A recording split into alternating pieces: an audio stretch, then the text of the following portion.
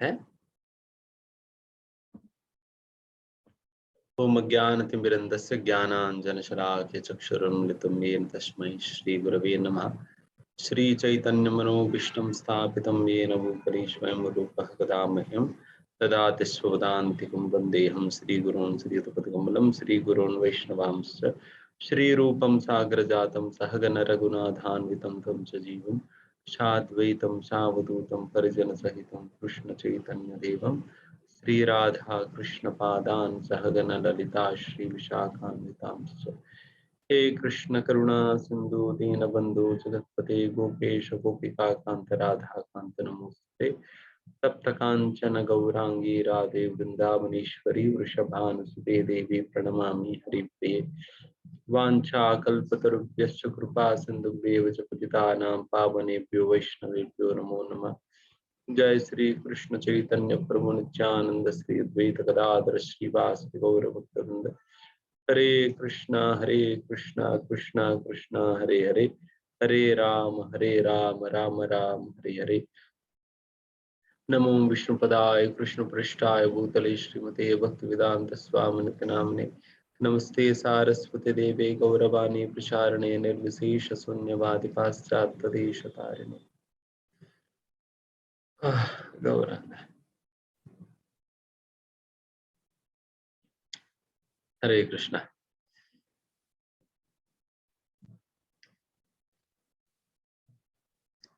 And आज का दिन हम भगवद गीता का 10वां अध्याय चर्चा करेंगे। 10वां अध्याय के अंतर्गत 12वां श्लोका से चर्चा करेंगे।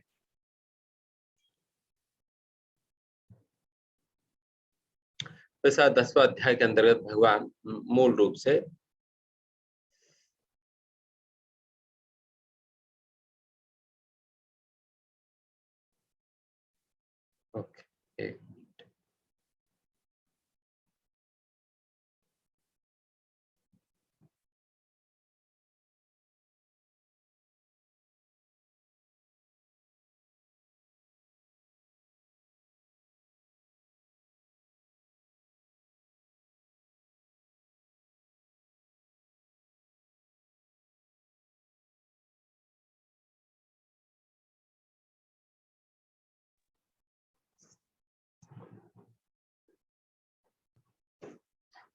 हरे कृष्णा।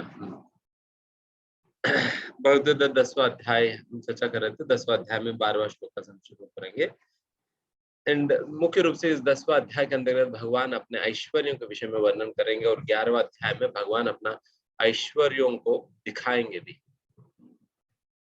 तो यहाँ पर भगवान अपना ऐश्वर्यों के विषय में स्वयं ही कहने लगेंगे।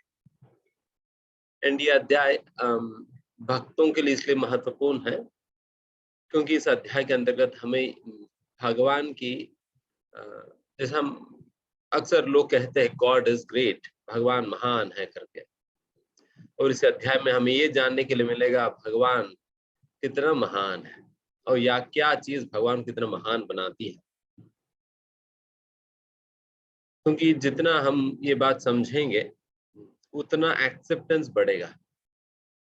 The more we understand the greatness of the Lord, the more we tend to accept Him. उनकी बातों को स्वीकार करने लगेंगे। एंड ये भी बात हम आज के दिन हम चर्चा करेंगे 13वां श्लोक में। तो इसलिए भगवान के महत्व के विषय में जानने के लिए ये अध्याय बहुत ही सुंदर प्रकार से हमें सहायता प्रदान करेगी। तब भी हम चलते हैं 12वां अध्याय से, 12वां श्लोक से। अर्जुन वाच परम ब्रह्मा परं धाम पवित्रं परमं भवान् पुरुषं शाश्वतं दिव्यम् आदिदेवम् अजं विभुम् औस्त्वां ऋषयः सर्वे देवर्षिन्नारदस्तथा अशितो देवलो व्यासः स्वयं चैव ब्रवीषि मे। पढ़िए आप।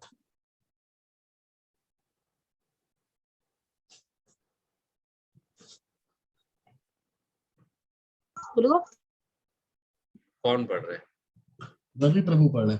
रवि प्रभु अनम्यूट करिए अपने आप को।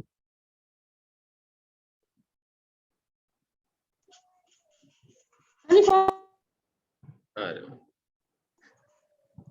हरे कृष्णा, आवाज आ रही है प्रभु जी? हाँ, अरे अर्जुन ने कहा, आप परम भगवान, परम धाम, परम पवित्र, परम सत्य हैं। आप नित्य, दिव्य, आदि पुरुष है, अजन्मा तथा महानतम है। नारद, असित, देवल तथा व्यास जैसे ऋषि आपके इस सत्य की पुष्टि करते हैं और अब आप स्वयं भी मुझसे प्रकट कह रहे हैं। हरे कृष्ण।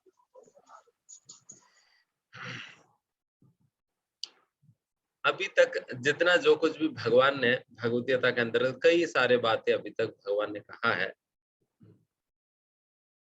तो ये सारे बातें सुनने के उपरांत अर्जुन फाइनली ये जो चतुश्लोकी भगवत गीता जो 10वें अध्याय का 8वां श्लोका से 11वां श्लोका तक जो भगवान ने सुनाया है, चतुश्लोकी भगवत गीता एंड पूरा भगवत गीता अभी तक जो कुछ भी भगवान ने कहा है वो सारा सुनने के उपरांत अर्जुन के क्या साक्षात्कार रहा है, तो इस श्लोका के अंतर्गत अर्जुन अपना कंक्लूजन दे रहे हैं, अपने साक्षात्कार यहाँ पर बता रहे हैं कि भगवान ये सारा कुछ सुनने के बाद मेरी ये ओपिनियन या मेरी ये साक्षात्कार है करके अर्जुन सीधा भगवान को बता रहे हैं,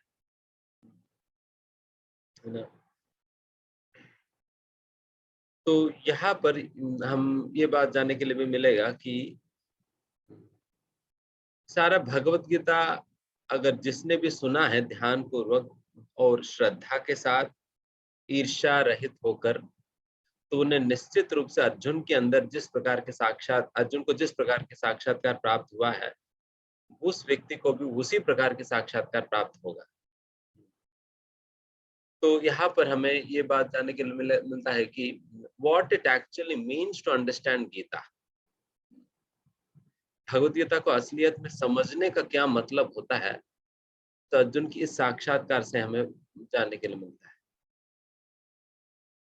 जिसने भी भगवत गीता का असलियत में समझा है, देन उनको इसी निष्कर्ष पे पहुंचना पड़ेगा जिस निष्कर्ष पे अर्जुन ने पहुंचा है।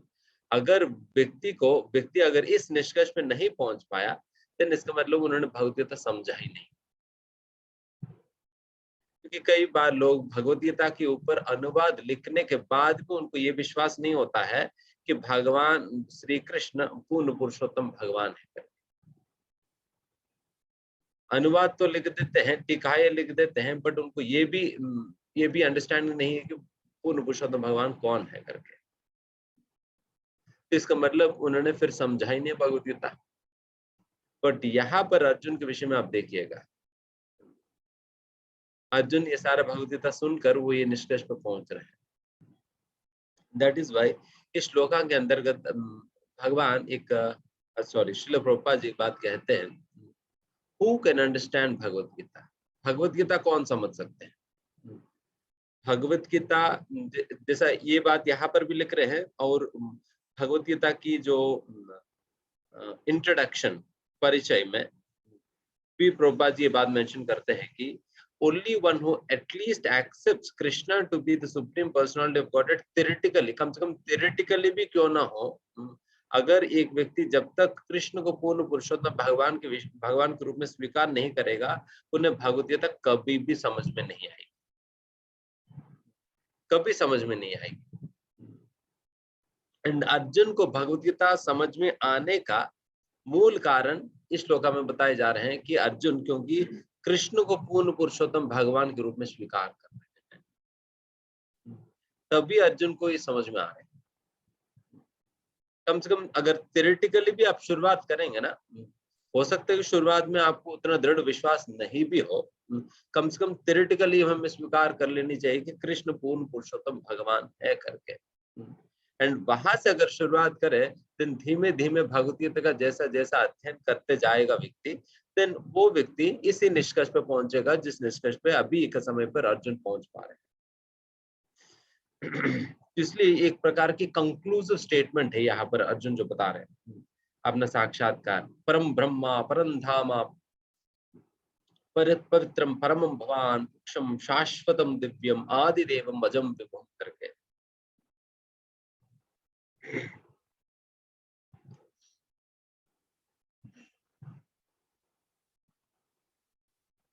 एंड अगर कोई सोच सकता है ठीक है अर्जुन तो भगवान के फ्रेंड थे तो इसलिए थोड़ा सा चढ़ा रहे भगवान को, हो सकता है कि अर्जुन अगर भगवान के फ्रेंड नहीं होते तो उनकी ओपिनियन कुछ और होते, कोई कह सकते हैं कि अर्जुन तो भगवान के फ्रेंड नहीं थे इसलिए थोड़ा चढ़ा रहे उन्हें, बट ये बात नहीं है। तभी अर्जुन अर्जुन ने सोच लिया कि शायद आगे जाकर लोग इस प्रकार से उनके विषय में कह सकते हैं, इस प्रकार से कह सकते हैं, तो इसलिए अर्जुन ने क्या कहा, क्या करा, फिर अर्जुन ये भी बात कहने लगे कि देखिए केवल मैं ही नहीं हूँ जो जो कृष्ण को पूर्ण पुरुषोत्तम भगवान के रूप में स्वीकार करते हैं, मेरे अलावा अभी तक जितने भी प्रामाणिक ऋषि मुनि हुए हैं जिनको असलियत में शास्त्रों का निचोड़ समझ में आई है, वो लोग भी इसी निष्कर्ष पर पहुंचे थे। और उनके नाम क्या क्या है यहाँ पर बताया जा रहा है। असितो देवलो व्यासः, असित मुनि देवला व्यास व्यासदेव स्वयं चैव ब्रवीषि में, आप स्वयं भी ये बात घोषित कर रहे हैं। तो इस प्रकार से ये सभी ही लोग जो है भगवान कृष्ण को पूर्ण पुरुषोत्तम भगवान के रूप में घोषित कर रहे हैं। इसलिए मैं अकेला नहीं हूँ, बल्कि मेरे से पहले भी जिनको भी ये ज्ञान प्राप्त हुई है तो वो लोग इसी निष्कर्ष पर पहुंचे थे, इसी निष्कर्ष पर पहुंचे थे करके वो अर्जुन अब यहाँ पर अपने बातों को और थोड़ा दृढ़ करके यहाँ पर प्रस्तुत कर रहे हैं।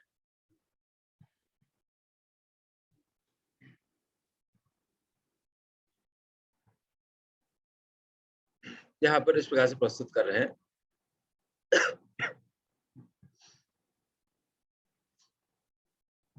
तो यहाँ पर श्रील प्रभुपाद जी तात्पर्य के अंदर इस बात लिखते हैं, whatever Arjun says in this two verses confirm with Vedic truth, Vedic instruction affirm that only one who takes to devotional service to Supreme Lord can understand him, whereas others cannot. जैसे यहाँ पर प्रभुपाद जी कह रहे हैं, देखिए केवल शास्त्रों की अध्ययन करने मात्र से भी व्यक्ति इस निष्कर्ष पर नहीं पहुंच पाएगा। शास्त्रों का अध्ययन करने के साथ साथ वो शुद्ध भक्ति में जब तक व्यक्ति नहीं लगेगा तब तक उन्हें इस प्रकार की सार या इस प्रकार के निष्कर्ष नहीं, इस प्रकार के साक्षात्कार उन्हें नहीं मिल पाएगी। इसलिए हमें थियरी के साथ साथ हमें प्रैक्टिस भी करनी चाहिए, थियरी के साथ साथ प्रैक्टिस भी करनी चाहिए, नहीं तो ना थियरी केवल इंफॉर्मेशन के रूप में रह जाएगी, देन साक्षात्कार के रूप में परिवर्तित नहीं होगा। बिकॉज डिवोशनल सर्विस भक्ति ही एक ऐसा चीज है जो कि थियरी को साक्षात्कार के रूप में परिवर्तित कर सकती है। तो इसलिए अगर जिनको भी इस प्रकार की, बिकॉज क्या है ना, जब तक साक्षात्कार के रूप में ज्ञान परिवर्तित नहीं होगा तब तक वो ज्ञान आपकी चेतना के अंतर्गत प्रवेश नहीं करेगी। एंड जब तक ज्ञान आपकी चेतना में प्रवेश ही नहीं करी है, सबकॉन्शियस माइंड में नहीं है, देन फिर कभी भी आपके स्वभाव के अंतर्गत नहीं आएगी। आपके स्वभाव नहीं बना है, देन फिर आपकी कार्यों में उस प्रकार की ज्ञान दिखाई नहीं पड़ेगी। तो इसलिए तभी सीक्वेंस यही है, हम ज्ञान साक्षात्कार के रूप में परिवर्तित होती है भक्ति करने से। जब साक्षात्कार बनता है देन हमारा चेतना में प्रवेश करती है, चेतना में प्रवेश करने के कारण ये हमारा सबकॉन्शियस माइंड में ये हमारी स्वभाव बन जाती है। जब हमारे स्वभाव बनता है तब हमारी व्यवहार में, आचरण में वो ज्ञान दिखाई पड़ता है। नहीं तो ज्ञान केवल इंफॉर्मेशन के रूप में आपकी मेमोरी में रह जाती है, बट आपके कार्यों में या आपके व्यवहार में, आपके आचरण में, आपके विचारों में कभी नहीं दिखाई पड़ेगी। इसलिए यहाँ पर प्रभुपाद जी बात कह रहे हैं कि भक्ति से ही व्यक्ति इस प्रकार के निष्कर्ष पर पहुंच पाएगा करके, भक्ति से भी इस प्रकार के निष्कर्ष पर पहुंच पाएगा, नहीं तो नहीं।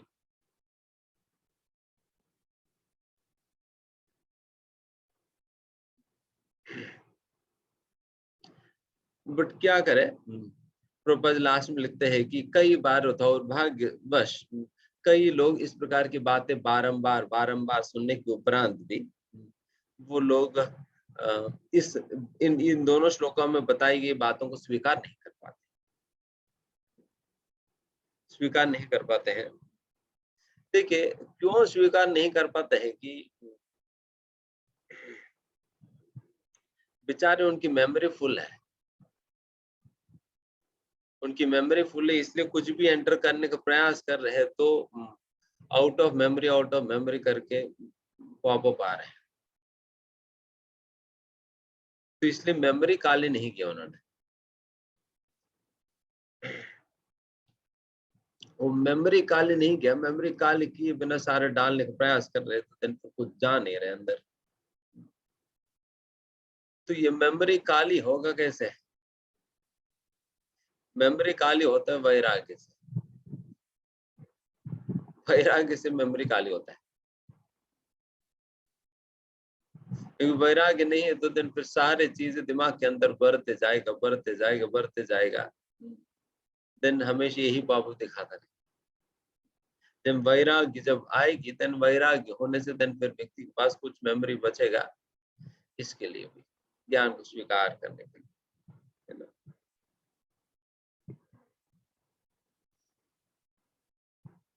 तो इस प्रकार से अर्जुन यहाँ पर अपने साक्षात्कार बता रहे हैं। देखिए हम वैसा कोई भी प्रवचन जब हम सुनते हैं, उस प्रवचन सुनने के उपरांत अगर इस प्रकार के निष्कर्ष पे नहीं पहुंच पाएंगे, इस प्रकार के साक्षात्कार हमें नहीं मिलेगी, तो इसका मतलब कहीं ना कहीं हमारे मतलब श्रवण की पद्धति में कहीं ना कहीं गड़बड़ी है। तो यहाँ पर श्रवण करने का भी विषय में हम समझ सकते हैं अर्जुन किस प्रकार से श्रवण किया है। बेसिकली श्रवण करने के विषय में पहले भगवान ने कहा ही है, दो बातें बहुत महत्वपूर्ण है। अगर ये दोनों बातें फुलफिल करते हुए अगर आप श्रवण करें, देन फिर आपको इस प्रकार के साक्षात्कार प्राप्त। एंड वो दोनों बातें क्या है? श्रद्धा और अनसूया, असूया रहित और श्रद्धा के साथ जब आप शास्त्रों का श्रवण करेंगे, देन आपको ऐसा साक्षात्कार मिलेगा। अगर हृदय में असूया है एंड फिर श्रद्धा नहीं है, देन फिर कभी ऐसा साक्षात्कार नहीं हो पाएगा। ठीक है, देन फिर आगे बढ़ते हैं। 14वां श्लोक। सर्वं एतत् ऋतं मन्ये यन्मां वदसि केशव, नाहि ते भगवन् व्यक्तिं विदुर्देवा न दानवाः। हरे कृष्ण। हे कृष्ण, आपने मुझसे जो कुछ कहा है उसे मैं पूर्णतः सत्य मानता हूँ। हे प्रभु, न तो देवतागण न असुरगण ही आपके स्वरूप को समझ सकते हैं। हरे कृष्ण। यहाँ पर देखिए वो ज्ञान अर्जुन को प्राप्त हो रही है, जो ज्ञान यहाँ तक भी देवी देवताओं को भी, बड़े बड़े ऋषि मुनियों को भी दुर्लभ है। यहाँ पर वही बता रहे विदुर देवा न दानवा, देवताओं को भी असुरों को भी किसी को भी इस प्रकार की ज्ञान उपलब्ध नहीं है जिस प्रकार की ज्ञान अभी के समय पर अर्जुन को प्राप्त हो रही है। यही फायदा है अगर कोई समर्पण की भावना के साथ अगर शास्त्रों का श्रवण करे या भगवान की सेवा करे, अगर भगवान को प्रसन्न करे, देन भगवान हमसे वैसा कार्य कराएंगे या वैसा साक्षात्कार हमें देंगे जो कि देवी देवताओं के लिए भी दुर्लभ है। देवी देवताओं के लिए दुर्लभ है उस प्रकार के साक्षात्कार और उस प्रकार के ज्ञान हमें भगवान देंगे।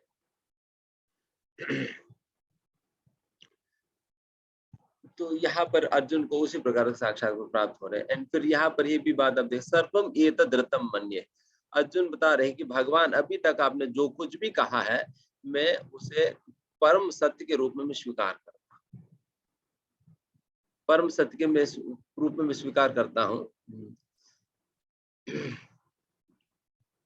अर्जुन इस प्रकार से क्यों कह पा रहे हैं? इसका मूल कारण यही है कि अर्जुन जो पहले श्लोका में अर्जुन ने जो साक्षात्कार बताए हैं, परम ब्रह्मा परम धामा करके, जिनको भी इस प्रकार के साक्षात्कार प्राप्त होता है उनकी श्रवण इसी प्रकार का होता है। जिनको पहले वाला श्लोक में बताया गया साक्षात्कार प्राप्त होता है, देन उनकी श्रवण, जब वो श्रवण करता है, देन इसी प्रकार से श्रवण करता है, सर्वम एतद् व्रतम मन्ये, वो जो कुछ भी सुन रहे हैं वो एग्जैक्ट ट्रूथ परम सत्य के रूप में स्वीकार करेगा। बिकॉज आप भगवान की भगवत्ता को जितना समझेंगे उतना एक्सेप्टेंस लेवल बढ़ेगी, उतना एक्सेप्टेंस लेवल बढ़ेगी। बिकॉज अब समझेंगे अच्छा ये कोई साधारण व्यक्ति बोल नहीं रहे हैं, उनकी बातों को झूठ या सही करके मुझे निर्धारित करने की जरूरत नहीं है, बल्कि ये जो कुछ भी बोल रहे हैं सही है। बाकी लोगों की बातों के ऊपर थोड़ा सा हमें शंका करना पड़ता है कि ये सही बोल रहे, झूठ बोल रहे, क्या बोल रहे हैं, वहां पर थोड़ा सा तर्क करना पड़ता है, कोई और व्यक्ति बोल रहे हैं तो। बट अगर कृष्ण को जब आप भगवान के रूप में स्वीकार कर रहे हैं, देन फिर एक्सेप्टेंस हो जाएगी। नहीं तो देन फिर तर्क में ही रह जाएगा व्यक्ति कि ये सही बोला जा रहा है या गलत बोला जा रहे हैं। जब तक आपको साइंटिफिक लॉजिक या कुछ लॉजिकल रीजनिंग वगैरह नहीं मिलेगा, तब तक आप स्वीकार नहीं करोगे। बट जब आप कृष्ण को भगवान के रूप में जब स्वीकार करते हुए जब कृष्ण की बातें आप पढ़ोगे, देन फिर आपको साइंटिफिक प्रूफ के बिना भी, लॉजिकल रीजनिंग के बिना भी आप स्वीकार कर लेंगे, उसका जरूरत नहीं पड़ता, उसके बिना भी आप स्वीकार कर लेंगे। बट अगर आप कृष्ण को परम ब्रह्म के रूप में स्वीकार नहीं करेंगे, देन फिर आपको लॉजिक रीजनिंग चाहिए, आपके दिमाग में वो बात फिट नहीं होगी, तो देन फिर आप रिजेक्ट कर देंगे, अरे ये तो नहीं चल पाएगी, रोज ये बात समझ नहीं आ रही है तो मैं स्वीकार नहीं कर पा रहा हूँ, इस प्रकार से कह देंगे। बट अगर कृष्ण को भगवान के रूप में स्वीकार करेंगे, देन भगवान की बात, हर एक बात आप स्वीकार करेंगे। तो इसलिए अगर कोई इस प्रकार की एक संदेह के साथ, एक शंका के साथ अगर कोई व्यक्ति है, तो प्रॉब्लम किसमें है? प्रॉब्लम एक्सेप्टेंस में है। कृष्ण को भगवान के रूप में एक्सेप्ट करने में प्रॉब्लम है। हमें कई बार लग सकता है कि कई बार लोग डाउट लेकर आते हैं, प्रभु जी ये कैसे में हम मान सकते हैं करके। तो इस प्रकार से जो लोग आ रहे हैं, तो बात यही है कि वो लोग कृष्ण को भगवान के रूप में स्वीकार करने में दिक्कत हो रहा है। समस्या उस श्लोका में या उस बात को स्वीकार करने में नहीं, बट समस्या कृष्ण को भगवान के रूप में स्वीकार करने में। प्रॉब्लम वहां पर है, प्रॉब्लम इसमें नहीं। क्योंकि जो कृष्ण को पूर्ण पुरुषोत्तम भगवान के रूप में जिन्होंने स्वीकार कर लिया, चाहे उनको वो बात समझ में ना भी आए, बट एक्सेप्टेंस में गड़बड़ी नहीं होगी। देखिए, समझना एक बात है, स्वीकार करना एक बात है। नहीं समझने पर भी व्यक्ति स्वीकार कर सकता है, अगर जो वक्ता जो बोल रहे हैं अगर उनके ऊपर श्रद्धा है तो। अगर वक्ता जो बोल रहे हैं उनके ऊपर श्रद्धा नहीं है तो देन फिर हर एक बात को जांचा जाएगी कि ये सही है गलत है, जांचा जाएगी। तो यहाँ पर यही डिफरेंस है। तो इसलिए एक्सेप्टेंस लेवल में यहाँ पर अर्जुन इसलिए कह पा रहे सर्वम एतद् मन्ये, भगवान आपने जो कुछ भी कहा है मैं सारे बातों को सच्चाई के रूप में स्वीकार करता हूँ।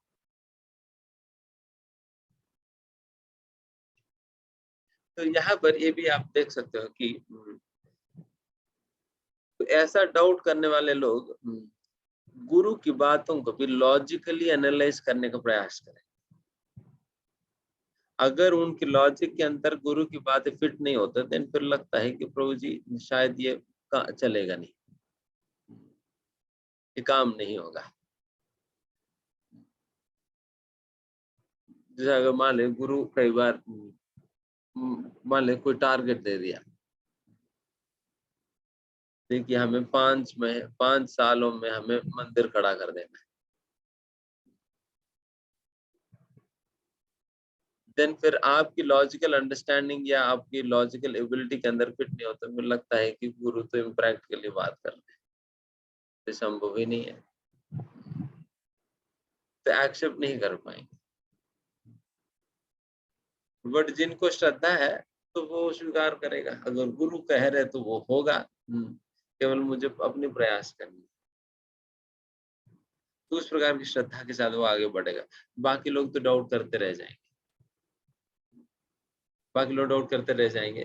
तो बिकॉज जो इनकी विश्रद्धा है, देन फिर वो इसी प्रकार से कहेगा सर्वम एतत् मन्ये, आप जो कुछ भी कह रहे हो वो सत्य है, आप जो भी कह रहे हो वो सत्य है करके स्वीकार करें। तो ये एक्सेप्टेंस में डिफरेंस आता है। तो इसलिए हम शुरुआत में बताया था ना, आप जितना भगवान की महानता के विषय में आप जान पाओगे, उतना भगवान की बातों को आप स्वीकार कर पाओगे या शास्त्रों को स्वीकार कर पाओगे। आप जितना स्वीकार कर पाओगे उतना आप अपना जीवन में आप अपना पाओगे, या कम से कम पालन करने के लिए प्रयास कर पाओगे। इसलिए भगवान की महानता को समझना बहुत अनिवार्य है। एंड वही इस अध्याय के अंतर्गत भगवान बहुत विस्तार रूप से वर्णन करने वाले हैं, भगवान कितना महान है।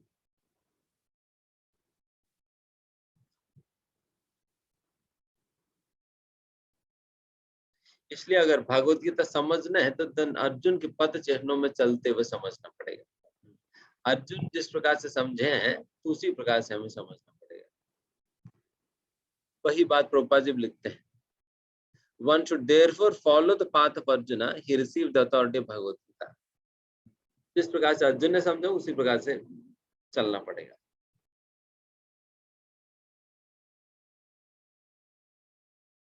एंड प्रभुपाद जी यहाँ पर एक और बात लिखते लास्ट में, the acceptance by Arjuna of all that Krishna says should be emulated, then we can understand the essence of Bhagavad Gita, and then only can we understand that Krishna is supreme।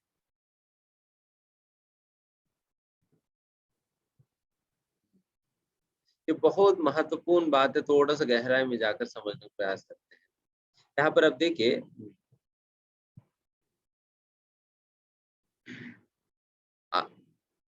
Krishna जो कुछ भी कह रहे हैं वो सही है करके जिस प्रकार से अर्जुन ने माना है, उसी प्रकार से हम सभी लोगों को मानना चाहिए करके प्रभुपाद जी कह रहे हैं। तभी व्यक्ति भगवद गीता के सार को समझ सकता है, एंड जब भगवद गीता के सार को समझेगा तभी कृष्ण को जान पाएगा, तभी कृष्ण को जान पाएगा।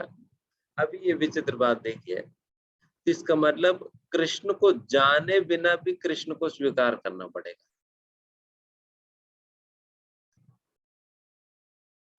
जनरली तो क्या होता है, पहले जानने के बाद हम श्रद्धा रखते हैं ना, जानने के बाद हम श्रद्धा रखते हैं, बट यहाँ पर ये बात कह रहा है जानने के पहले भी श्रद्धा रखना होगा। कृष्ण को जान पाओगे लास्ट में, शुरुआत में श्रद्धा रखना पड़ेगा। बट कई लोग इस प्रकार से तर्क देते हैं, प्रभु जी जानेंगे तभी तो श्रद्धा रखेंगे, जानेंगे तभी तो श्रद्धा रखेंगे। बट यहाँ पर कहा जा रहा है पहले श्रद्धा रखो, उसके बाद साक्षात्कार मिलेगी। इसलिए ये आध्यात्मिकता में बिजनेस इसी प्रकार से चलता है। पहले आपको श्रद्धा इन्वेस्ट करना पड़ेगा, पहले श्रद्धा को इन्वेस्ट करना पड़ेगा। श्रद्धा को इन्वेस्ट करने के बाद आपको साक्षात्कार लास्ट में मिलेगा।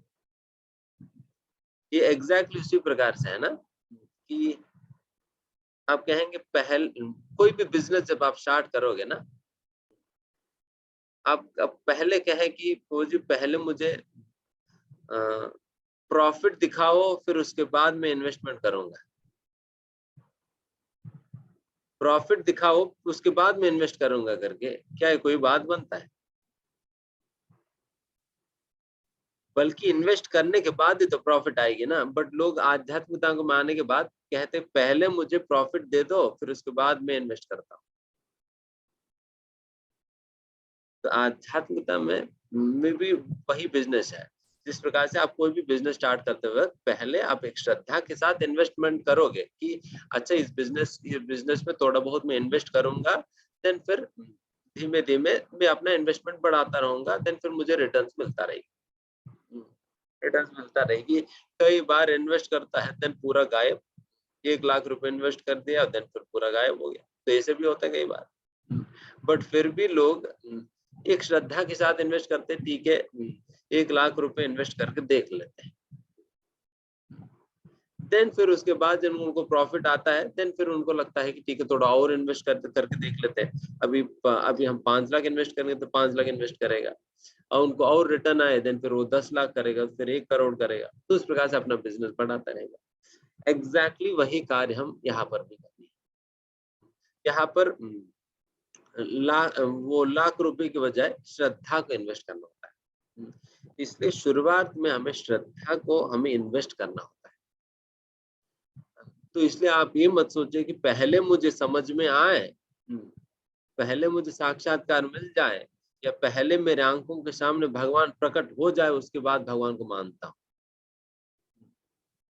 ये तो अंतिम में होने वाली बात है। पहले 10 करोड़ दिखाओ, फिर उसके बाद 1 लाख रुपए लगाऊंगा, तो ऐसा नहीं चलेगा। बट आध्यात्मिकता में लोग यही डिमांड कर, पहले भगवान को दिखा दो, फिर उसके बाद में श्रद्धा। बट यहाँ पर प्रभुपाद सीधे वही बात कह रहे हैं कि देखिए पहले आप श्रद्धा रखो, श्रद्धा के साथ आप भक्ति को स्वीकार करने लगो। देन आप भक्ति जैसा जैसा आप अभ्यास करते रहेंगे, देन फिर आपकी श्रद्धा बढ़ेगी। श्रद्धा जो बढ़ गई, देन फिर उसको आप वापस इन्वेस्ट करो।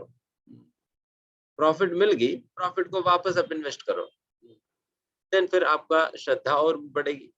देन फिर वापस श्रद्धा इन्वेस्ट करो। तो इस प्रकार से इन्वेस्ट करते करते करते करते देन आपकी श्रद्धा इतना मजबूत होगी, इतना मजबूत हो जाएगी कि फिर फाइनली भगवान आपको साक्षात्कार देंगे वो कौन है करके। तो इस प्रकार से ये ट्रांसेंडेंटल बिजनेस है जो कि इस प्रकार से शुरुआत करनी होगी श्रद्धा के साथ। इसलिए इन्वेस्टमेंट के बिना आप प्रॉफिट एक्सपेक्ट मत करो, पहले इन्वेस्टमेंट करो, फिर उसके बाद प्रॉफिट मिलेगा।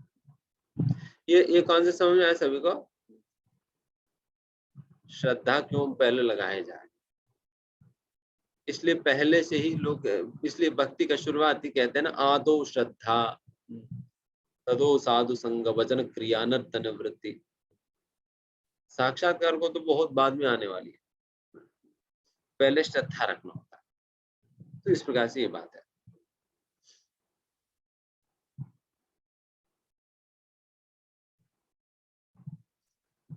अगला श्लोक, स्वयं एवात्मनात्मानं वित्तत्वं पुरुषोत्तमा भूत भावन भूतेश देव देवा जगतपते। हरे कृष्णा। हे परम पुरुष, हे सबके उद्गम है, हे समस्त प्राणियों के स्वामी, हे देवों के देव, हे ब्रह्मांड के प्रभु, निसंदेह एकमात्र आप ही अपने को अपनी अंतरंग शक्ति से जानने वाले हैं।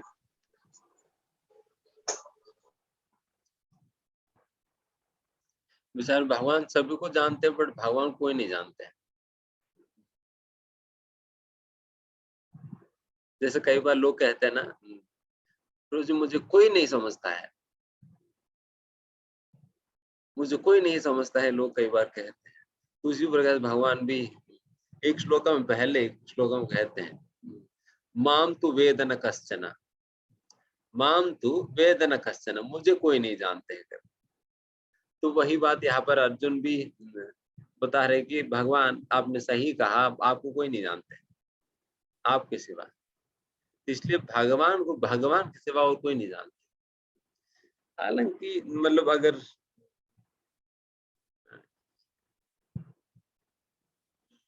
ये भी एग्जैक्टली नहीं कह सकते, भगवान भी अपने आप को पूर्ण रूप से जानते हैं। अगर यही होते देन चेतन महाप्रभु के रूप में भगवान का आना ही नहीं पड़ता। क्योंकि चेतन महाप्रभु के अवतार के विषय में इस प्रकार से कहते हैं ना,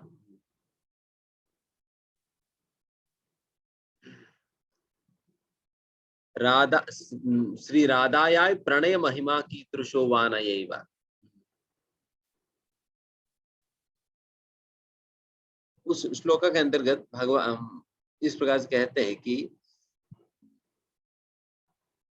मेरी अंदर कौन सा गुणों को देखकर राधा रानी को इतना आकर्षण मेरे प्रति हो रही है, वो मैं जानना चाहता हूँ। क्योंकि भगवान खुद भी नहीं जानते कि उनके अंदर कौन से गुण हैं, वो राधा रानी जानती है। तो इसलिए भगवान को भगवान से ज्यादा राधा रानी समझती है। अगर थोड़ा सा और डेप्थ में जाकर इस बातों को अगर समझे तो तभी तो, नहीं तो फिर चैतन्य महाप्रभु बनकर आने की जरूरत ही नहीं पड़ता। इसलिए आना पड़ा बिकॉज फिर भगवान भी नहीं जान पा रहे कि मेरे अंदर कौन सा ऐसा गुण है जिसको देखकर राधा रानी इतना आकर्षित हो जा रही है, या मेरे से इतना प्रेम करती है, क्यों जानना चाह रहे। तो इस प्रकार से राधा रानी एक व्यक्ति जो कि भगवान पूर्ण रूप से जानती है। एंड जब भगवान ने कहा माम तो वेद न कश्चन, मुझे कोई नहीं जानते हैं, देन फिर यहाँ पर तो बताया जा राधा रानी जानती है करके, देन फिर कैसे समझे। भगवान गीता में कह रहे माम तो वेद न कश्चन, मुझे कोई नहीं जानते हैं, एंड हम बता रहे राधा रानी जानती है करके, देन फिर ये तो तर्क हो गया ना, ये तो फिर कॉन्ट्रडिक्शन हो गया। क्या कहें इसके विषय में। बात यह है कि देखिए राधा रानी कृष्ण से अलग ही नहीं है ना। अगर कृष्ण से अलग होते देन फिर आप कह सकते हो कि कोई और व्यक्ति है। राधा रानी और कृष्ण में किसी प्रकार के अंतर ही नहीं है, किसी प्रकार के अंतर ही नहीं है। जैसा कहते हैं ना एकात्मा नाम अपि भुविपुरा देह भेदो गतो तौ। भुविपुरा मतलब बहुत बहुत समय पहले एक आत्मा नाम अपि, दोनों एक ही होते हुए भी दो हो गए थे बहुत बहुत समय पहले। हालांकि पहले तो एक ही थे, बट बहुत समय पहले दो बन गए थे, दो बन गए थे बहुत समय पहले। कोई पूछेगा प्रोजेक्ट डेट क्या है, कब कब दो बन गए, डेट रिकॉर्डेड नहीं है। अगली बार जब आप भागवतम जाएंगे ना तब राधा रानी से पूछ लेना, राधा रानी बताइए कब हुआ प्राकट्य आपकी। कुछ बातें तो फिर भागवतम में जाने के बाद ही पता चलेगा।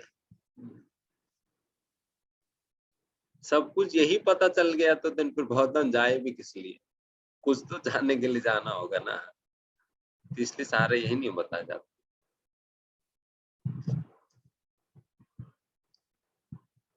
तो इस प्रकार से स्वयं एवात्मनात्मान वित्ता त्वं पुरुषोत्तमा। यहाँ पर भी भगवान को अनेक अनेक शब्दों से अर्जुन संबोधित कर रहे, पुरुषोत्तमा, भूत भावना, भूतेशा, देव देवा, जगतपते, सारे शब्दों से।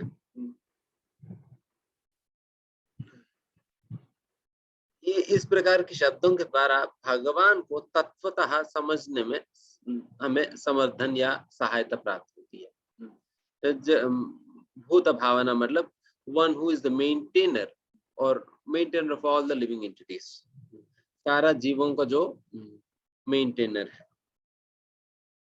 तो इस प्रकार से भगवान को तत्वतः समझने में पुरुषोत्तमा, भूत भावना, भूतेश सारा जीवों का नियंत्रक है, एंड देव देवा सारा देवी देवताओं का भी स्वामी है या देवी देवताओं का स्रोत है, और केवल देवी देवताओं का नहीं बल्कि पूरा जगत का ही पति है भगवान।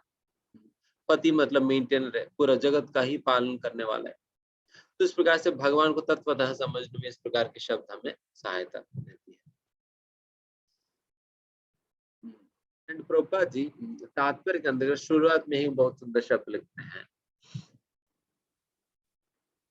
The Supreme Lord Krishna can be known by persons who are in a relationship with him through the discharge of devotional service, like Arjuna and his followers.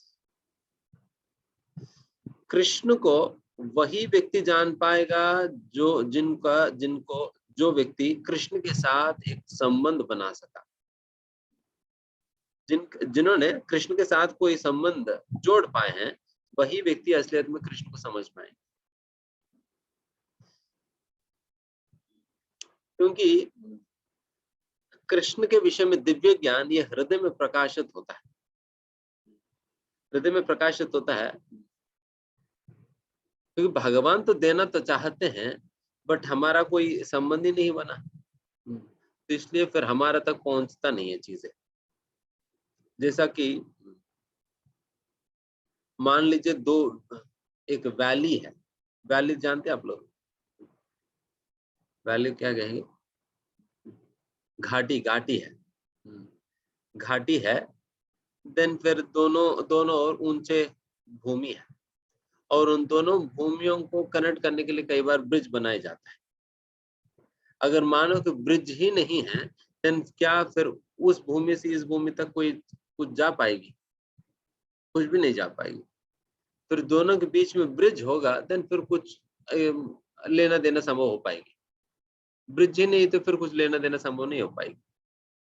तो ये संबंध जब बनता है, देन ब्रिज बन जाएगी आपको और भगवान के बीच में।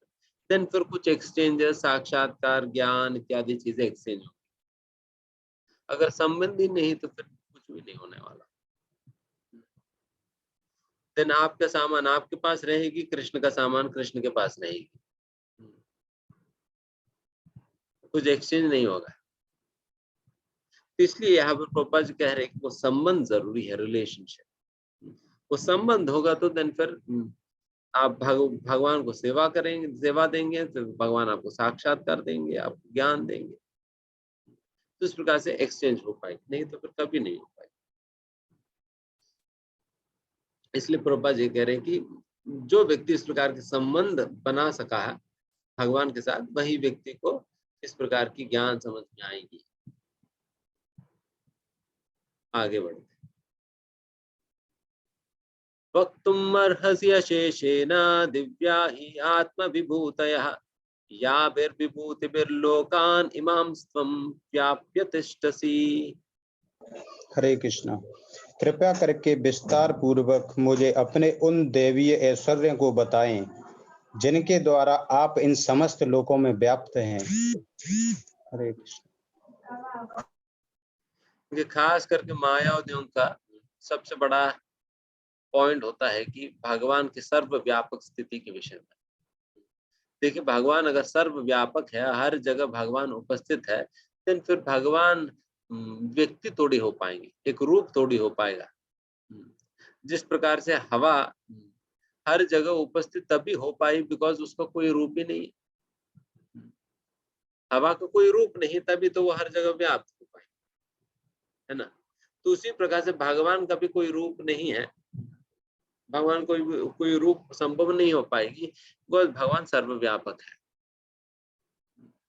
तो इस प्रकार का आर्गुमेंट देते हैं।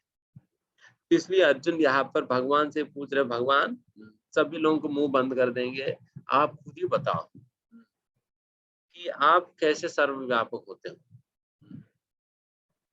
आप खुद ही बता देंगे देन सभी लोगों को मुंह हम बंद कर देंगे, देन किसी को कुछ बोलने का मौका ही नहीं मिल पाएगी। तो इसलिए आप ही बता दो कि सर्वव्यापक आप कैसे होते हैं। क्या इस प्रकार से हवा की तरह अपना रूप सारा कुछ, मतलब कोई रूप के बिना आपको व्यापक होना पड़ता है, या रूप होते हुए भी सर्वव्यापक हो पाना संभव है या नहीं, या किस प्रकार से ये संभव हो पाती है। अगर रूप है भी एंड फिर सर्वव्यापक स्थिति भी है, देन फिर दोनों बात साइमल्टेनियसली कैसे संभव है। तो इसलिए अर्जुन यहाँ पर ये प्रश्न पूछ रहे, भगवान बताइए कैसे सर्वव्यापक हुआ।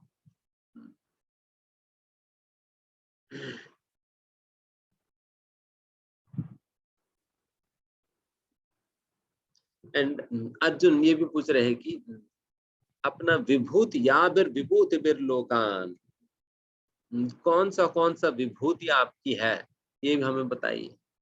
अर्जुन जानना चाह रहे भगवान क्या ऐश्वर्य है। देखिए यहाँ पर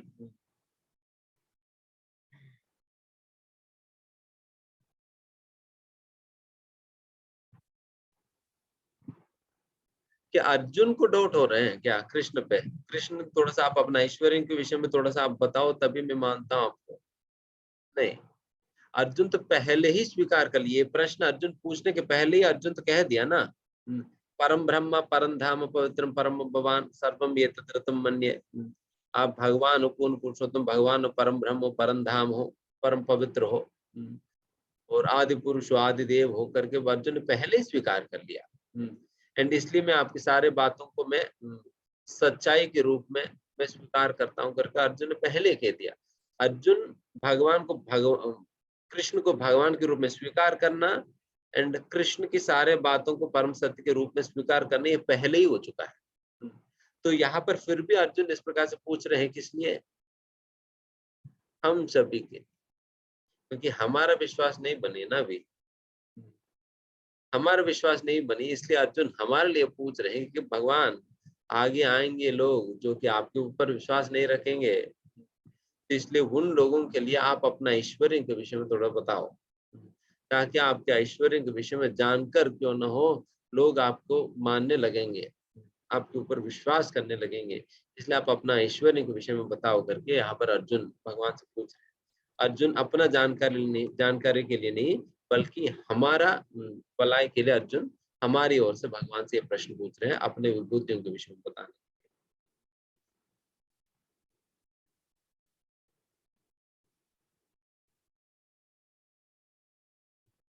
यही बात प्रभुपाद जी भी तात्पर्य में कहते हैं, for him there is no doubt, Arjun के लिए कोई शंका नहीं है, फिर भी अर्जुन इस प्रकार के प्रश्न पूछ रहे हैं भगवान की सर्वव्यापक स्थिति के विषय में, भगवान का ऐश्वर्य के विषय में, ताकि हम जैसा साधारण लोगों को जानकारी प्राप्त करने के लिए या समझने के लिए, भगवान को स्वीकार करने के लिए एक सहायता में या एक सपोर्ट हमें मिल सके भगवान के माध्यम से। फिर अगला, कथम विद्यामहं योगिं त्वां सदा परिचिन्तयन् केषु केषु च भावेषु चिन्त्योषि भगवान मया। हे कृष्ण, हे परम योगी, मैं किस तरह आपका निरंतर चिंतन करूं और आपको कैसे जानूं? हे भगवान, आपका स्मरण किन किन रूपों में किया जाए? हरे कृष्ण। यस, चिंत्यो असि भगवान मया। यहाँ पर अर्जुन पूछ रहे, भगवान आपको किन किन रूपों में हम चिंतन कर सकते हैं आपकी, क्योंकि 9वां अध्याय के अंतर्गत भगवान 9वां अध्याय को कैसे कंक्लूड किए थे? 9वां अध्याय की लास्ट श्लोक क्या है? 34वां श्लोक, मन मना भव मद भक्तो मद्याजी माम नमस्कुरु। मन मना, भगवान पहले कहा ना, आप अपने मन को मेरे ऊपर लगाओ, हमेशा मेरे विषय में चिंतन करो। इसलिए अर्जुन, इसलिए इस अध्याय के अंतर्गत भगवान के विषय में कैसे हम हमेशा चिंतन कर सकते हैं, उसके लिए एक एक समझ दिया जा रहा है। How can we always think about Krishna, Krishna के विषय में हम हमेशा कैसे सोच सकते हैं, यहाँ पर बताए जाएंगे। इसीलिए ये भगवान के ऐश्वर्य के विषय में जानना अनिवार्य है। जब आप भगवान के ऐश्वर्यों के विषय में, भगवान के सर्वव्यापक शक्ति के विषय में जानेंगे, देन भगवान किस प्रकार से हर जगह व्याप्त है, देन फिर आप जहां पर भी आप देखोगे, देन भगवान का ही स्मृति या भगवान का ही स्मरण होगा। क्योंकि ये ऐश्वर्य की ज्ञान, ये विभूतियों की ज्ञान आपको भगवान को हर जगह देखने में मदद करेगी, भगवान को हर जगह देखने में आपको मदद करेगी, है ना।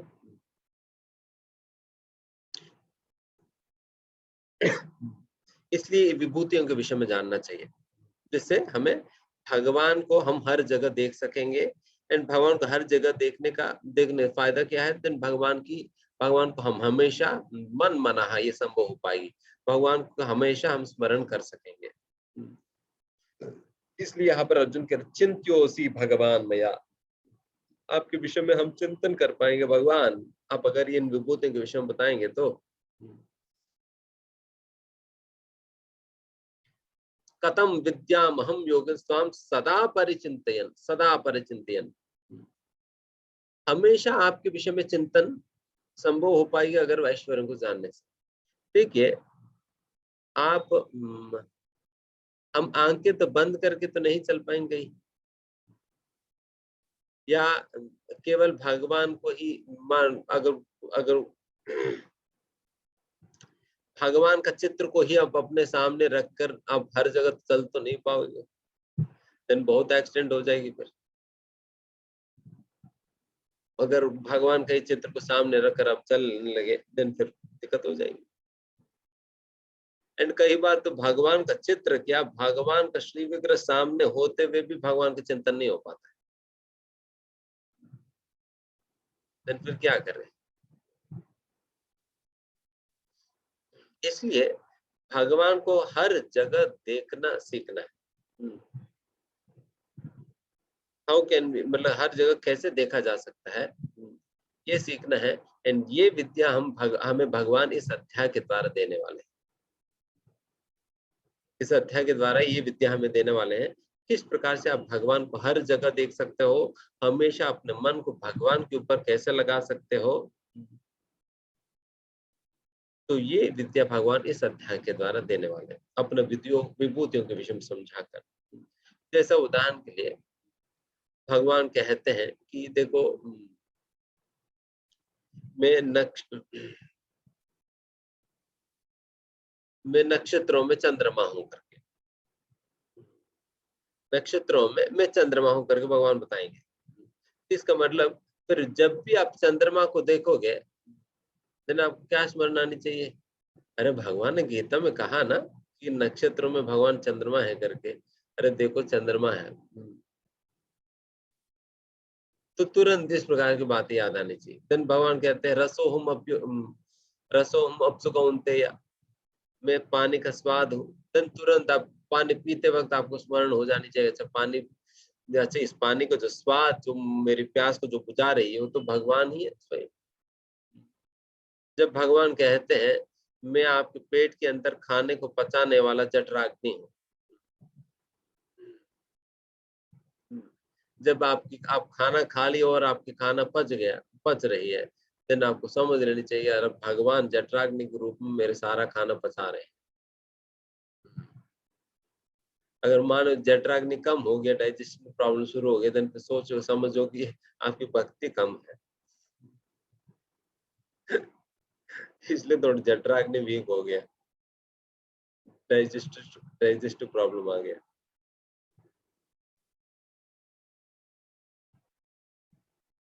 तो इस प्रकार से हमेशा भगवान की स्मरण किया जा सकता है हर परिस्थिति में।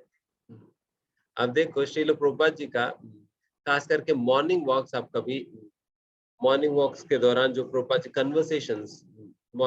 कन्वर्सेशन जो होता है वो कभी आप पढ़िएगा मॉर्निंग वॉक्स के समय। देन फिर आपको पता चलेगा भगवान की विभूतियों के विषय में समझने का क्या मतलब होता है। आप देख सकते हैं एक शुद्ध भक्त की दृष्टि कैसा होता है, how he is always reminded of Krishna by anything he sees। कोई भी चीज वो देखते हैं, वो किस प्रकार से वो चीज उन्हें भगवान की स्मरण दिला रही है, वो आप प्रभुपाद जी की जीवनी से आप देख सकते हैं।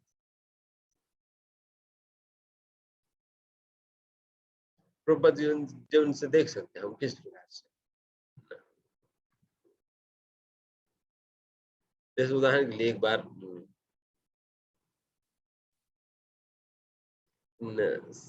समुद्र में क्रैब होता है, क्रैब को क्या कहेंगे, कीकड़ा, वो समुद्र के तट पे वो चल रही। देन ब्रह्मानंद प्रभु भी प्रभुपाद के साथ चल रहे थे। ब्रह्मानंद प्रभु प्रभुपाद के साथ समुद्र के तट से चल रहे थे। देन तो ब्रह्मानंद प्रभु ने क्या किया कि वो कीकड़े को पकड़ने का प्रयास किए थे, केकड़े को पकड़ने का प्रयास किया। तुरंत वो केकड़े क्या किया, उन्होंने वो समुद्र के अंदर चलेगी, फिर ब्रह्मानंद को पकड़ नहीं पाया। एंड फिर वो प्रभुपाद के पास वापस आए। देन प्रभुपाद जी हंसते हुए उनसे कहा कि तुम्हारी इतना बड़ा शरीर लेकर भी तुमने एक छोटा सा केकड़ा को पकड़ नहीं पाया, क्या काम का है। तो ब्रह्मांड को बहुत मोटे हट्टे कट्टे बड़े हैं, तो इतना बड़ा शरीर लेकर भी छोटा सा कीकड़ा को पकड़ नहीं पाया। देन प्रभुपाद जी ने कहा कि इसी प्रकार से इतना बड़ा माया भी हमें पकड़ नहीं पाएगी अगर समुद्र रूपी कृष्ण के आश्रय ले लेंगे। अगर कीकड़ा वो समुद्र के तट पे ही रह जाता, देन कीकड़े को ब्रह्मानंद प्रभु आसानी से पकड़ लेते, बट उन्होंने क्या किया, समुद्र में घुस गए, समुद्र का आश्रय ले लिया, तो पकड़ नहीं पाया। उसी प्रकार से अगर हम छोटा सा जीव है, माया के सामने हम कौन है, माया तो वो काट कर फेंक देगी, चीटी के बराबर भी नहीं है माया के सामने। तो वैसा हमें माया को ये करने में हम कोई बहुत बड़े तो नहीं है, माया तो बहुत आसानी से उखाड़ कर फेंक देंगे। बट अगर हम समुद्र रूपी भगवान के आश्रय ले ले, देन फिर माया देवी इतना बड़ा होते हुए भी कुछ नहीं करती। तो आप समझ रहे हैं ना? तो हाउ ही मतलब वो कैसे देख पा रहे हैं इन सारे बातों को, है ना? तो इस प्रकार से आप प्रभुपाद कन्वर्सेशन देखेंगे, अक्सर प्रभुपाद इसी प्रकार कहीं ना कहीं कोई ना कोई बात भगवान से जोड़कर वो समझाते रहते, बताते रहते। सो ये यहाँ पर हमें शुद्ध भक्त उनकी दृष्टि इन सारा विभूतियों की जानकारी से बिल्कुल, इट इज विभूतियों के विषय में जो अंडरस्टैंडिंग उनके अंदर, उन कॉन्शियसनेस में ऐसा प्रवेश करेगी कि वो जहां जहां पर भी देखते हैं उन्हें भगवान का ही स्मरण होता है, भगवान का ही संबंधित बातें उन्हें स्मृति में आती रहती है। तो इसलिए उस प्रकार की स्थिति में प्रवेश करने के लिए हमें भी ये विभूतियों की जानकारी हमें काफी सहायता देगी। इसलिए हम सभी को विभूतियों के विषय में अच्छा से जानने का प्रयास करनी चाहिए, जिससे हम भगवान को हम हर जगह देख सकेंगे, ताकि भगवान की स्मृति हमेशा सदा परिचिंतन ये संभव हो पाएगी।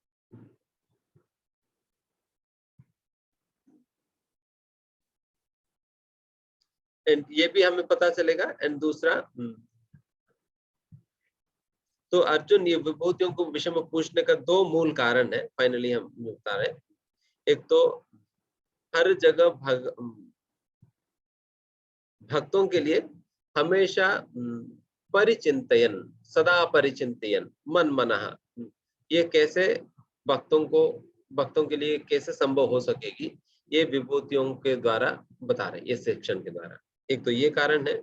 एंड दूसरा, मायावादियों को एड्रेस करते हुए भगवान कृष्ण अपना रूप रखते हुए भी किस प्रकार से सर्वव्यापक है, भगवान सर्वव्यापक कैसे है, साइमल्टेनियसली उनका रूप भी है और सर्वव्यापक भी है, ये दोनों बातें कैसे संभव हो पाएगी, ये भी हम इस सेक्शन के द्वारा देख सकते हैं। तो ये दो चीजें इस सेक्शन में हमें पता चली, इसलिए इन दोनों का पकड़ने का प्रयास करिए। इस सेक्शन में जब हम चर्चा करेंगे आगे जाकर, ये दो बातें पकड़ने का प्रयास करिए, जो भी श्लोक है आप चर्चा करेंगे। कथम विद्यामहम योगिम स्वाम सदा पर, अच्छा ये तो हो गया।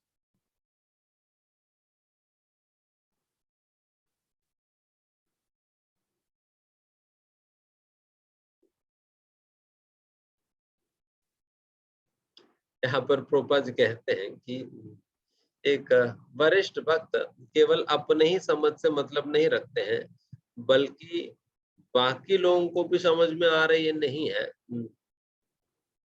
ये भी उनका चिंता का विषय रहता है, ये भी उनका चिंता का विषय रहता है। इसलिए अर्जुन को, हालांकि अर्जुन को स्वयं को तो समझ में आ गया पहले ही, जिससे परम ब्रह्म परम धाम उन्होंने कह दिया, बट हम लोगों को समझ में नहीं आता है करके अर्जुन को पहले पता है। बाद में बुद्धू लोग आएंगे, उनको कुछ भी नहीं पता है, तो पहले से ही हम भगवान से पूछ कर रखते हैं, समाधान करके पहले से अभी भगवान से पूछ लिया हमारी अंडरस्टैंडिंग के लिए।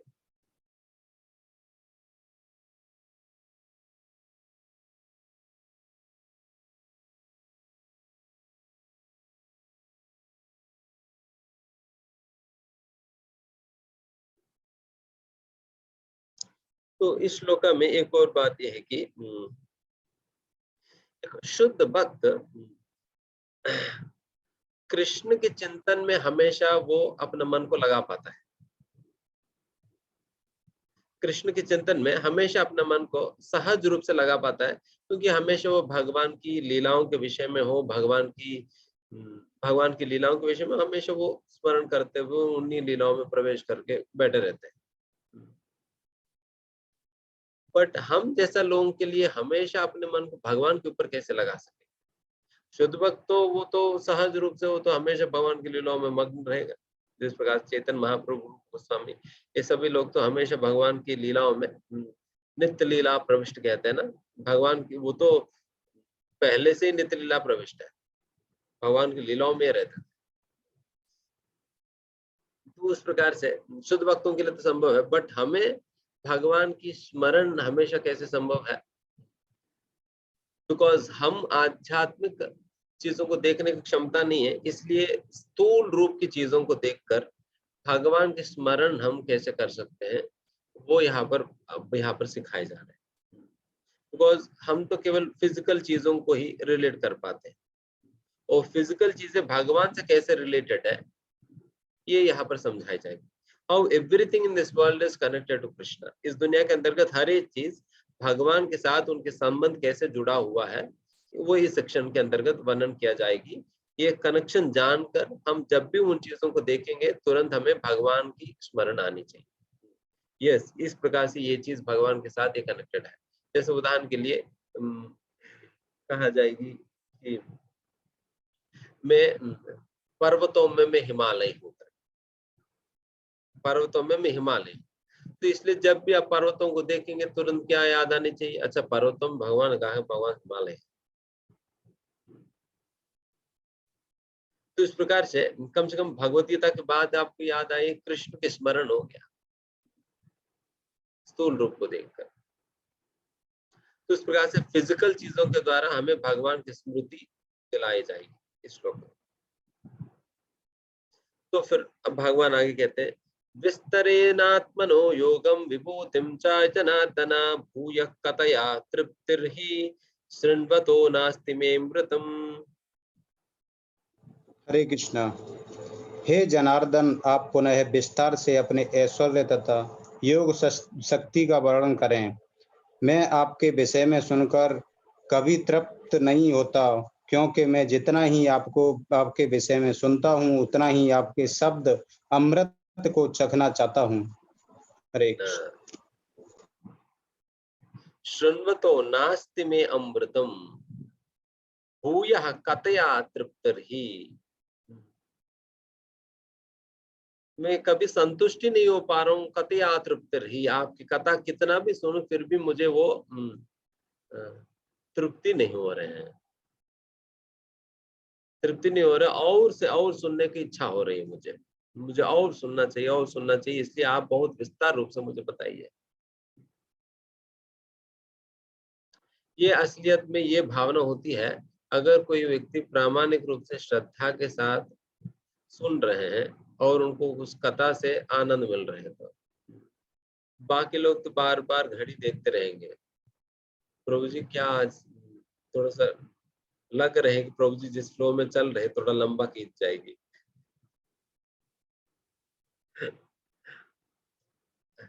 अभी लगता है कि 9 बजे खत्म नहीं होने वाला। अर्जुन का तो बिल्कुल उल्टा है। अर्जुन कह रहे भगवान थोड़ा सा विस्तार में बताओ। आप ये मत सोचना कि 9 बजे को खत्म करनी है, बल्कि आप थोड़ा सा बढ़ा दो, विस्तार बताओ, हमें शॉर्टकट मत मार बोलो। ये अर्जुन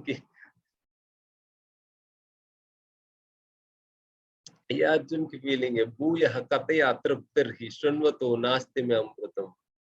बिकॉज अर्जुन को कथा अमृत की तरह लग रहा है और हमें दवाई की तरह लग रहे हैं। हमें दवाई की तरह लगता है, तभी तो फिर बार बार लोगों को बोलना पड़ता है, प्रभु जी आज आप क्लास में नहीं दिखाई दे रहे हैं। बार बार कॉल कर फोन करके बताना पड़ता, प्रभु जी आप क्लास में नहीं आ रहे आजकल। देन फिर दो तीन बार आएंगे, फिर उसके बाद दोबारा गायब। फिर उसके बाद 2-3 बार आएंगे, 2-3 बार कॉल करा तो देन फिर दोबारा आएंगे 2-3 बार, फिर उसके बाद गायब।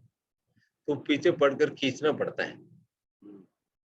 जिस प्रकार से माँ बच्चों को पीछे पढ़ कर फिर उनको दवाई पिलाती है, उसी प्रकार से हमारे पीछे पढ़ कर हमें इस प्रकार से कथा सुनाना पड़ रहा है। बट अर्जुन का तो बिल्कुल उल्टा बात है, उनको तो अमृत लग रहे हैं।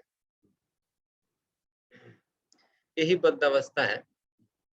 बट प्रॉब्लम है कि दवाई नहीं लेंगे तो फिर बीमारी भी ठीक नहीं होगी ना। अगर आप सोचेंगे प्रभु जी जिस दिन मुझे अमृत की तरह लगेगा ना तब मैं कथा सुनूंगा, दिन फिर यही रहो, दिन यही रहो फिर। तो क्योंकि यहाँ पर यही बात कहा जा रही है, बेटा तुम पहले सुनोगे तो अमृत लगेगी, नहीं सुनेंगे तो फिर कभी अमृत नहीं लगेगी। तो बीमारी भी तो ठीक होना होगा ना, बीमारी ठीक होने के बाद देन फिर आपको कथा अमृत की तरह लगेगा। बट जब तक बीमारी ठीक नहीं होगी तब तक कथा जो है दवाई की तरह लेते रहना होगा नियमित रूप से। ठीक है, जैसा दवाई होता है ना, डॉक्टर कहते देखो आप हर रोज सुबह दोपहर शाम को खाना खाने के बाद ले लेना, उसी प्रकार से ही कथा का भी दवाई कहा जाता है। प्रभु जी आप हफ्ते में 3 बार, संडे दोपहर को 12:30 बजे और ट्यूसडे रात को 7:30 बजे एंड फिर थर्सडे को रात को 7:30 बजे, ये 3 बार आप दवाई ले लेना, धीमे धीमे आपकी बीमारी ठीक होगी। बट फिर बीच बीच में अगर आप मान लो कि कई बार लोग आते प्रभु जी हम पिछले 5 साल से भक्ति कर रहे हैं, प्रभु जी कोई बीमारी ठीक नहीं हो रहे, फिर डॉक्टर पूछेंगे बेटा आप दिन में कितने बार दवाई लेते हैं? प्रभु जी जब डॉक्टर साहब जब भी हमें याद आता है ना तब हम दवाई ले लेते हैं, ये कभी नहीं हुआ कि याद आए फिर हम नहीं लिया, बट जब भी याद आता है हम ले लेते हैं। फिर कितने बार याद आता है?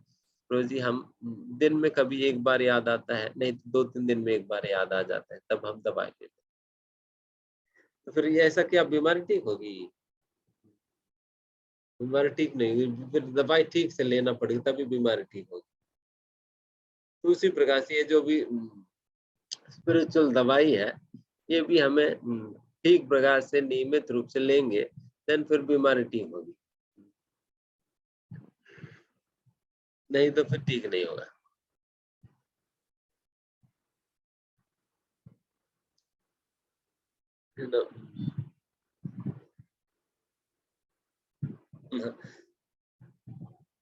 शुद्ध भक्तों को तो आश्चर्य लगता है कि ये कहाँ के मूर्ख है कि इनको कथा में आनंद नहीं आ रहे।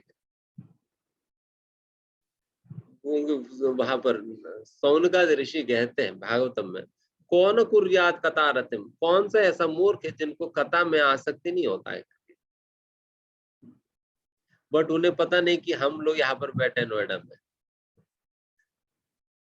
जिनको कथा में रति नहीं होता, वो तो आश्चर्यजनक होकर बोल रहे कौन कुर्यात कथा रतिम, कौन सा ऐसा व्यक्ति इस दुनिया के अंतर्गत जिनको कथा भगवान की कथा के प्रति आसक्ति नहीं होता है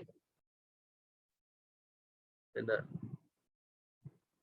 तो उस प्रकार से उन लोगों को हमें देखकर बहुत आश्चर्यजनक लगता है, विचित्र जीव।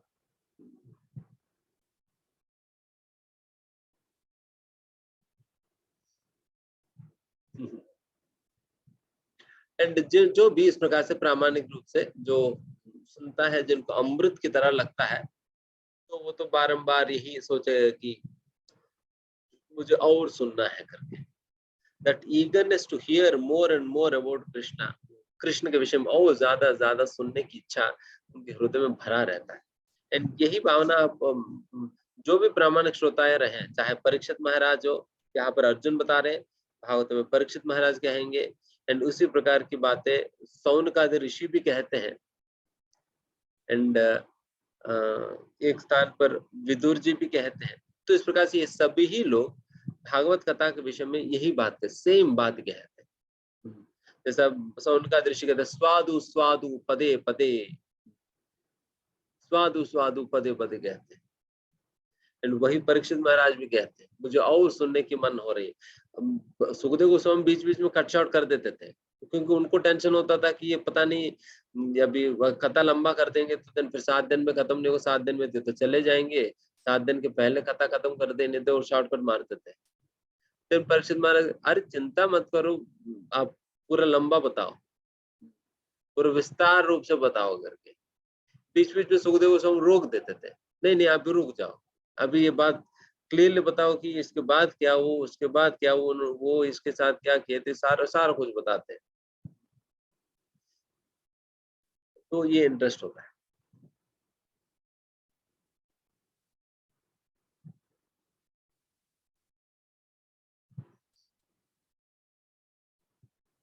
अभी अगला श्लोका से भगवान कहने लगेंगे, देन वो हम अगले बार हम चर्चा करेंगे। तो यहाँ पर इस बार यहाँ पर समाप्त कर देते हैं। तो किसी का कोई प्रश्न है अभी तक तो पूछ सकते।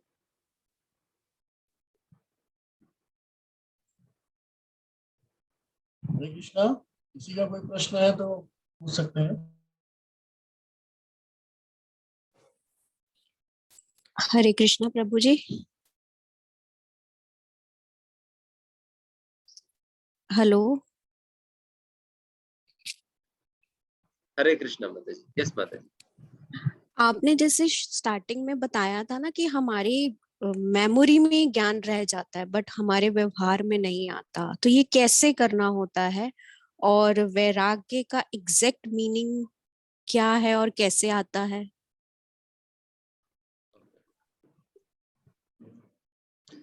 देखिए, मेमोरी से अगर हमारा कार्यों में, एक्शंस में अगर ज्ञान आना होगा, देन फिर हमें प्रैक्टिस करना होगा भक्ति का, भक्ति का विधि का प्रैक्टिस करना पड़ेगा। भक्ति मतलब चैंटिंग ज्यादा से ज्यादा? यस, ABCD जी। Principle, association, book reading, chanting, prasadam, service, कुछ ना कुछ इस प्रकार की कुछ ना कुछ सेवा हम स्वीकार करके हम वो सेवा इस प्रकार से ये 4-5 चीजें, ये 5 चीजें अगर आप प्रामाणिक रूप से करेंगे ना, एसोसिएशन, बुक रीडिंग, चैंटिंग, प्रसादम और सर्विस, ये 5 चीजें आप प्रॉपरली करेंगे, देन फिर आपको आपको ये सारा ज्ञान जो है साक्षात्कार के रूप में परिवर्तित होगा, एंड फिर जी ज्ञान एब्जॉर्ब होगा आपकी कॉन्शियसनेस में। ठीक है। एंड फिर ठीक है। दूसरा आप पूछ रहे थे वैराग्य। वैराग्य। हाँ जी।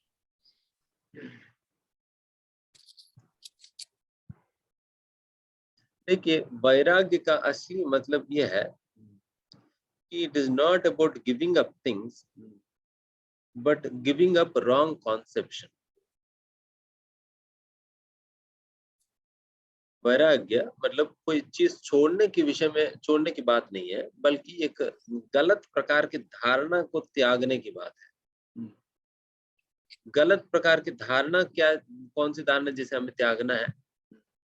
अहम ममेति, अहम ममेति वाला भावना त्याग कर किस प्रकार से भगवान श्री कृष्ण ही स्वामी है, नियंत्रक है और भोक्ता है, इस प्रकार की इस बात को समझना ही असलियत में वैराग्य है। इस अहम ममेति भाव को छोड़ना, एंड कृष्ण ही स्वामी है, नियंत्रक है और एंजॉयर है, इस प्रकार से समझना ही वैराग्य है। इसलिए वैराग्य, एक व्यक्ति वैरागी हो सकता है बहुत बड़ा राज्य भार संभालते हुए भी, बहुत बड़ा महल में रहते हुए भी वो वैरागी हो सकता है। एंड दूसरी ओर एक व्यक्ति सन्यासी होते हुए भी वैरागी नहीं हो सकता। अगर इसका मतलब ये कि जैसे परीक्षित महाराज, अम्बरीश महाराज जैसा लोग, जो कि इतना बड़ा राज्य होते हुए भी उस राज्य के अंतर्गत एक छोटा सा भूमि या एक छोटा सा एक सिक्का भी अपना नहीं मानते थे, सब कुछ भगवान की है करके मानते थे, सब कुछ भगवान की सेवा में उपयोग करते थे। तो इसका मतलब वो लोग असलियत में वैराग्य में स्थित है। एंड दूसरी ओर एक सन्यासी भी क्यों ना हो, अगर वो सोचते हैं ये धोती मेरी है, जो धोती पहना है, अगर उसको भी वो मेरा है करके मान लिया, देन फिर उनकी वैराग्य बाढ़ में गई, वैराग्य बाढ़ में गया, because he is the owner of something which actually he is not। तो इसलिए वैराग्य का मतलब ये होता है, इसलिए हर एक व्यक्ति को वैरागी बनना ही है। चाहे स्त्री हो पुरुष हो कोई भी क्यों ना हो, सभी को वैरागी बनना है, सन्यासी गृहस्थ सभी को। अभी समझ में आई माता जी? हाँ जी, हाँ जी। पर लेकिन ये कलयुग में कैसे संभव है? कितनी भी कोशिश करो कुछ गड़बड़ हो जाता है। ये संभव होगी, आप बस भक्तों की संगति में बने रहना एंड आप भगवान के नाम लेते रहना। जो जी। चीजें बड़े बड़े लोगों के लिए संभव नहीं हो पाती है, वो चीज केवल कलयुग में भगवान के नाम और भक्तों की संग से संभव हो जाती है। प्रभु जी, हरे कृष्ण। प्रभु जी, जैसे आपने ये चीज बोले ना, तो मुझे भी समझ में नहीं आ रहा है। मैं तो सब चीज भगवान पे छोड़ दी हूँ, सारा चीज भगवान पर, भगवान के ही है। जो भी काम करती हूँ उन्हीं के नाम लेके करती हूँ। लेकिन ना कभी कभी किसी के साथ बैठती हूँ या कुछ जैसे होता है ना, वो मेरा कहला जाता है। तो वो क्या क्या कहलाए जाते हैं? जैसे हम ये बोलती हूँ कि ये मेरा कुछ है लोगों के पास, ये नहीं बोलती हूँ लोगों के पास कि भगवान की कृपा से है, ये नहीं बोल पाती हूँ। डेफिनेटली हमें देखिए हर स्तर पे हम अपने अंदर परिवर्तन लाने का प्रयास करनी चाहिए। काया वाचा मनसा, तीनों स्तरों पे परिवर्तन लानी चाहिए। हम अपना वचन में भी हम हमेशा इस बात को ध्यान रखते हुए हमें कहनी चाहिए, और तब धीमे धीमे हमारे विचारों में आएगी, विचारों में भी आएगी। तो इस प्रकार से हमें ये प्रैक्टिस करते रहना होगा।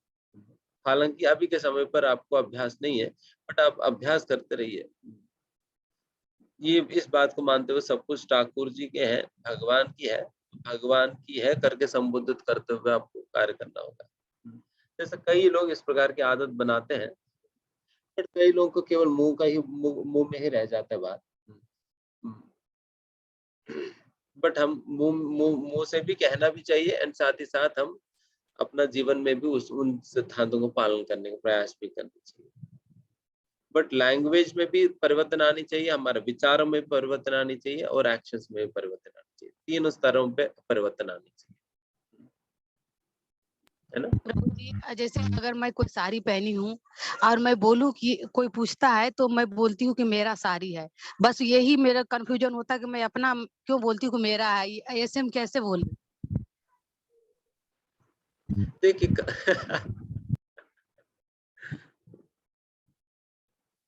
कम से कम समझ होनी चाहिए कि ये भगवान की देन है, भगवान की देन है, तो इस प्रकार कम से कम समझ तो होनी चाहिए।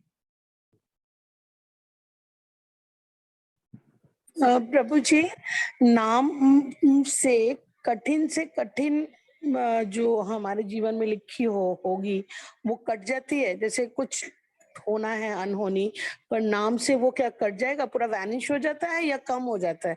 कम हो जाएगा उसका इफेक्ट। इसके विषय में ब्रह्म संहिता में कहते हैं ब्रह्मा जी, कर्मा निदहति किंतु च भक्ति बाझा। बट ये तीव्रे ने भक्ति हो गया ना, जब तीव्र रूप से अगर कोई व्यक्ति भक्ति करता है, देन फिर उनके सारा कार्मिक रिएक्शंस जलने लगते हैं। बट कार्मिक रिएक्शंस के अंतर्गत भी 4 प्रकार की चीजें होते हैं, कूट बीज प्रारब्ध अप्रारब्ध करके। एंड इन चारों में से प्रारब्ध छोड़कर बाकी तीनों जल जाएंगे, प्रारब्ध छोड़कर बाकी तीनों जल जाएंगे। और प्रारब्ध में भी जो अभी तक हमें नहीं, प्रारब्ध कर्म मतलब वो कर्म फल है जो कि ऑलरेडी हमें मिलने लगी है, उसे प्रारब्ध कर्म कहा जाता है। एंड वैसा प्रारब्ध कर्मों में भी जिस हद तक कम किया जा सकता है, जो हमें नहीं मिली है, उन चीजों को जिस हद तक कम किया करके दिया जा सकता है वो कम करके दी जाएगी, है ना? Thank you. इस प्रकार से होगा।